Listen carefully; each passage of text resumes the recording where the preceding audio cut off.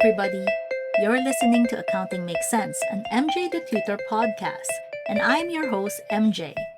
In this podcast, we are focused on helping accounting students all over the world by offering a quick warm-up on various accounting and business topics, hoping to generate bigger discussions and conversations around them.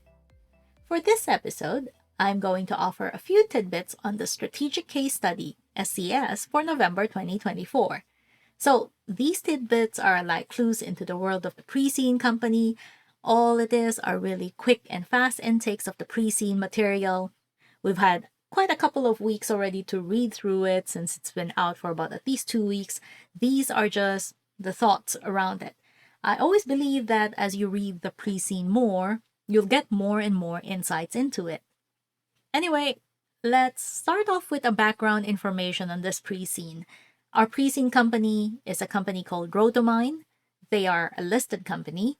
They manufacture lithium in the fictitious country called Portland.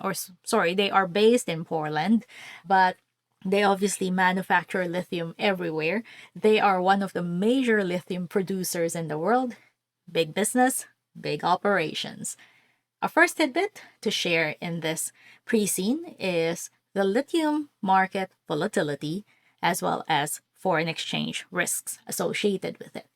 We know that Rhodomine is exposed to the volatility of the lithium prices because these prices are set by supply and demand on an observable market. Rhodomine is also affected by exchange rate risks because we operate in multiple countries and we sell globally. When the price of lithium fluctuates, Rhodomine's revenue can swing dramatically, affecting its profit margins. We would need to identify this as a financial risks and perhaps recommend methods to reduce its impact, maybe using hedging instruments. Now, you can also see from the financials of Rhodomine that they're not really doing so well. Their revenue has gone down, as well as their profit margins have also gone down. So that's not really the right way for things to go, but there are a couple of things that affect this, and hence one of them probably is volatility, as well as exchange rate risks. We know this risk is highlighted on the risk register of the company, where we have a treasury team monitoring exchange rate risks. The biggest thing here is that we need to understand that risk cannot be eliminated at all. If you are in this industry, then you will have to face this risk. Rhodomine would also have to properly account for these fluctuations in its financial statements. Under IFRS, unrealized gains or losses from currency movements need to be disclosed because your investors will want to understand how much of the company's revenue and profits are exposed to these markets and currency risk. Additionally, since Rhodomine has now, gone into politically unstable countries as well, they have their operations there, this could also affect market volatility, and so we just gotta watch out for those things. Now, our second tidbit is on sustainability and environmental regulation.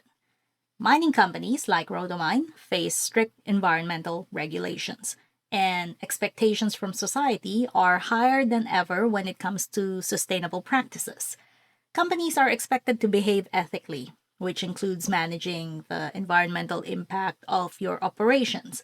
So for Rhodomine, this could involve complying with strict laws, reducing its carbon footprint, and contributing to long-term environmental sustainability. There's obviously a balancing act that you need to do here. Companies need to operate profitably while adhering to ethical standards and avoiding reputational damage. Rhodomine, is not just about showing profits, but also demonstrating how they are handling environmental issues. We have something called integrated reporting that ultimately then would require the company to show how their initiatives, like reducing emissions or recycling materials, are part of their overall strategy. It's not enough just, to mine lithium profitably. You also want to show stakeholders that you care about a greener future in their missions and objectives. this is actually stated. They want a cleaner world, more sustainable world, and that kind of thing. So definitely this is a focus for Rhodomine. And we have to actually just make sure that this is on the forefront if you ever get a question about this. The next tidbit is on automation and cybersecurity. Now, Rhodomine relies heavily on automation in its mines. This automation could involve operational technology, OT, which controls mining equipment and processes. Now, this is not specifically identified on the pre-scene, but we can likely safely assume that Rhodomine plants probably use OT because they do mention that the plants are highly automated.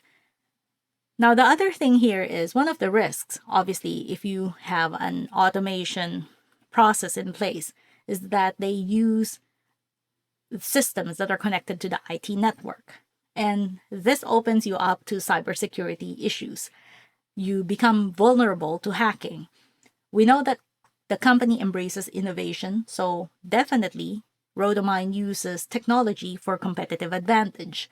Rhodomine uses automation to reduce costs. Rhodomine uses innovation or automation to improve efficiency. The possibility, though, of the risk that a cyber attack could happen where it disrupts production or maybe steals sensitive data is possible. The scenario does highlight the need for stronger cybersecurity protocols. So we just need to kind of make sure that we think about that if we're ever faced with a scenario talking about security and in terms of network security or cybersecurity. The last tidbit on this pre-scene is on the strategy as an overall. The emergence of alternative battery technologies like sodium-ion batteries poses a potential threat for Rhodomine. If we analyze the external environment to identify opportunities and threats, we can see that the development of cheaper and more sustainable batteries could reduce the demand for lithium, which would be then a threat to Rhodomine's core business. The other thing here that we have to remember is that we have limited opportunities when it comes to growth because we no longer can find potentially viable mines in the future. There is a lot of, I'd say, barrier for us to actually find more mines to do our mining with. The company is really now at a crossroad. With limited potential to acquire more mines, Rhodomine might need to pivot its growth strategy. How else do you grow this company if not that way? We might need to shift our strategy towards organic growth by maximizing the productivity of our existing mines. We may have to look at improving efficiencies, innovating the lithium extraction processes to maintain competitive advantage. Alternatively, we could also explore diversification, where we invest in other energy-related business, such as renewable energy, battery recycling, that kind of thing. We may get a question where we have to propose how Rhodomine could adapt to this changing environment. So diversification definitely is a good way to go about it, but you have to look at the suggested proposal in context just to make sure that you are going in the right way, right? Investing in research, staying at the forefront of innovation, that kind of thing. Anyway, that is it for me today.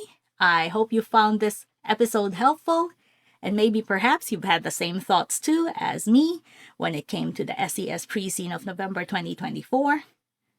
That's good, of course, since it confirms your hunches. And if you had some other thoughts, that's also good because then you have additional food for thought. As always, thank you for listening to Accounting Makes Sense. I am your host, MJ the Tutor. If you're keen to connect to be updated with the arrival of the next episode of this podcast or find CIMA resources online, please head on over to my website, www.mjthetutor.com. You can also hit subscribe on whichever platform you are using to listen to this podcast. You can also connect with me on social media. I'm on Facebook, X, and Instagram under the name MJ the Tutor. And I hope to see you again next time. Ciao for now!